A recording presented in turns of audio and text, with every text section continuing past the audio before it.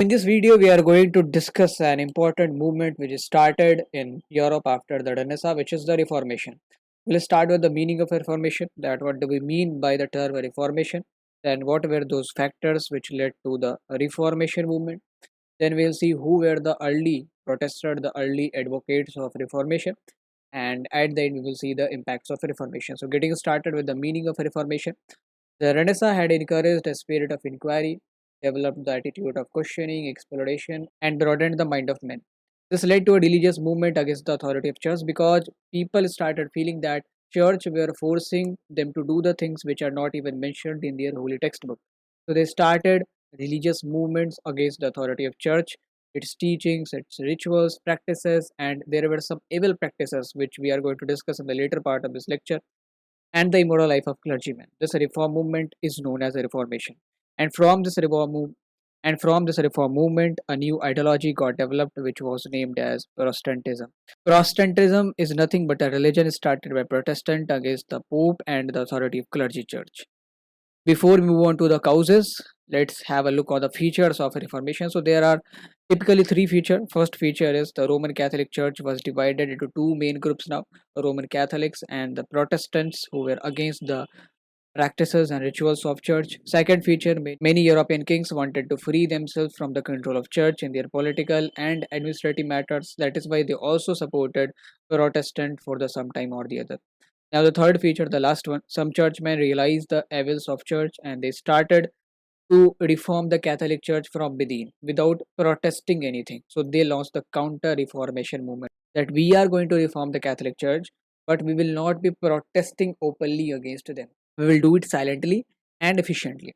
Now, coming to the causes of Reformation, first is new learning. Beginning in 1300, a great revival of learning and art called Renaissance developed in Italy, and later it got spread to other parts of Europe thanks to the invention of printing press. And now the interest in ancient civilization encouraged by the Renaissance had an important effect on religion, because now people started studying the ancient texts, ancient Bibles, Hebrew Bibles, Greek text, and then they started realizing that the church is basically forcing themselves to do those things which are not even mentioned in their holy text.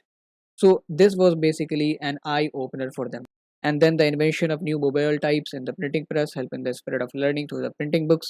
And this original textbook, which was earlier not studied by normal people, now getting spread in the regions of England, now getting spread in the regions of Northern Europe, Eastern Europe, Western Europe, and the whole set of Europeans started realizing that majority of the rituals and practices nowadays followed by the church are not even mentioned in our holy textbook. Second reason is dissatisfaction with Roman Catholic Church. First element would be the life of popes and clergymen. At first, the pope and the clergy led a highly moral life and they were seen as a role model. But the lifestyle of pope and clergymen changed and degraded later on. There was moral decay, corruption, and scandals in their life. Few educational opportunities existed. Only a few monks were highly learned and deserving to be the monks, and rest of all did not even follow the monastic rules themselves. Then there was lust for power and money. The popes became more concerned with their material interest instead of their spiritual responsibilities. The pope controlled all the church posts through reservation and nomination. More than one benefice was allotted to a clergyman in return for money. So in the affairs of church, pope used to get bribe. Okay. Money taken by the pope was in the form of anate, that is the 10% of priest income. And pope was so influential that they used to consider kings as their subject. Okay. And this was basically the age of blind faith on the authority of church. That is why king had to do nothing but to submit their authorities over the popes.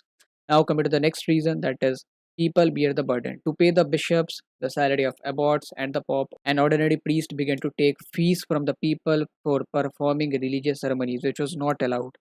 And in the return, allowances were paid by the church. Besides, the people had to pay two kinds of taxes to church. Two kinds of taxes were paid by the people to church. One was tithe, and the other tax was Peter's pence. Also, Pope Leo X asked for the donations to build St. Peter's Basilica at Rome. Now coming to the later of indulgence, that was one of the most evil practices. It is said that the immediate cause of reformation was this: the sale of the later of indulgence. As per the ideology of priest of dark age, the rich could be freed from their sins if they bought the letters of indulgence. As per their intensity of crime. So the priest declared that God would forgive people and their sins if they bought the letters of indulgence and paid the money to church as per their intensity of crime. So think of it like you have committed a crime and you just want to get rid of the sins. You went to the church and paid a certain money to priest and to bishop, and then you are considered that you are now free from any type of sin that you have committed in the past. How pathetic, how moron this is. Now coming to the next reason, inquisition for heresy. As people started disagreeing with the beliefs of church or standing anything different against the wishes of church, they were subjected to inquisition, and a trial process was initiated against them. So this was also pathetic. People started raising their voices against this. Then the spirit of inquiry, it encouraged original and independent thinking. People refused to accept blindly the authority of People refused to accept blindly the authority of Pope and other clergymen. They pointed the corrupt practices. They pointed at the corrupt practices like the sale of indulgence paper and immoral life of churchmen, clergy classes, including the Pope. So these were the reason, and the last one was interference of church in political affairs. The Pope claimed that all the kings were his subjects, and he began to interfering in the political affairs of the kingdom. Some rulers regarded the Pope as a political leader of foreign state, but they opposed his control and influence in their own territories. So the kings and princes of Europe wanted complete mastery over their kingdoms. That is why they sometimes supported the Reformation and the Protestants. Now coming to the early Protestants, which include the name of John Wycliffe. He was an English priest and professor at Oxford University.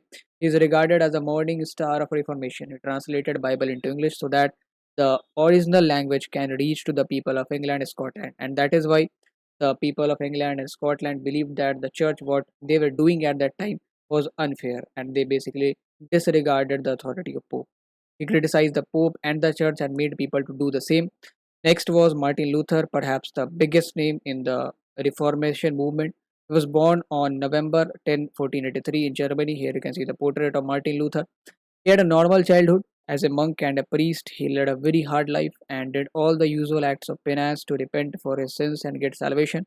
In 1511, he became preacher at Wittenberg in Germany. In 1512, on his pilgrimage to Rome, he was shocked to see the immoral life of clergy classes and corrupt practices of Pope and the other churchmen. And then he decided to raise voices against them. That some people are doing very much hard work, and these people, despite being doing nothing, are basically bearing the fruits. So Luther's thesis. Luther nailed his objection called 95 Theses on the church door at Wittenberg. He laid straight on the faith in the truth of Bible. He said that people should have faith in the Bible, not in the Pope. Pope Leo X, because Martin Luther King was opposing the authority of Pope. He excommunicated that Luther was declared a heretic, he is a non-believer, and his arrest was immediately ordered. But Frederick, the Duke of Saxony, hid Luther in his castle. But in AD 1530, the Holy Roman Emperor ordered the Lutherans, the supporter of Luther, to return to the Roman Catholic Church, and this was accepted by the Luther and his supporter. His supporters included the rulers of Germany because they wanted to get rid of control of the Pope. Civil War continued till 1555 when it was ended by Peace of Augsburg, and Martin Luther King is basically regarded as the most important figure in the field of Protestantism and the Reformation movement. Now coming to the contribution of Luther, he rejected the ranking system of a Roman Church. He set up a national church where prayers were conducted in German language. He did not accept the priest as the representative of God. He gave up the elaborate rites and rituals and preached people to follow whatever was written in Bible only. He did not give importance to going on pilgrimage because he thought that everything is now has been corrupt. He rejected the church as the supreme authority. He says that the supreme authority was God and Bible is his sole representative on earth. He said that Bible was the highest authority and we should follow Bible, not the Pope. Okay, so read Bible and follow whatever is written in that. Now coming to the next protester, which was Ulrich Zwingli. The first name that comes to mind after Martin Luther was of Ulrich Zwingli. He was a religious reformer who started reform movement in Zurich, Germany and Switzerland. He rose to be the people's priest in 1519. He became so popular in the Reformation movement. The next one was John Calvin. He was a Frenchman. He was a lawyer by profession and a follower of Martin Luther. He was declared a non-believer by King Francis I of France. He wrote his religious ideas in a book called Institutes of Christian Religion. He taught his followers, the Calvinists, the Bible was the only way to reach salvation. There is no need to subjugate over the authority of Pope. You just need to follow whatever was written in Bible. In England, his followers were called as Puritans. In Scotland, his followers were known as Presbyterians, and the Huguenots in France. So basically, you will see the Protestants, the follower of Reformation movements, were called by different names in the different part of Europe. Now coming to the impacts of Reformation, first was division of church. Christian church was now divided into two groups, the Catholics and the Protestants. The Catholics still accepted to the Pope as their supreme head, but the Protestant revolted against the authority of Pope. Later, the two main groups were further divided into multiple sections like Puritans, Presbyterians, Episcopalians, Mormons, etc. Next was religious conflict, progress halted, and religious torture drove people away from their homes. There was a complete set of unfairness by the supporters of Pope on the supporters of Protestants.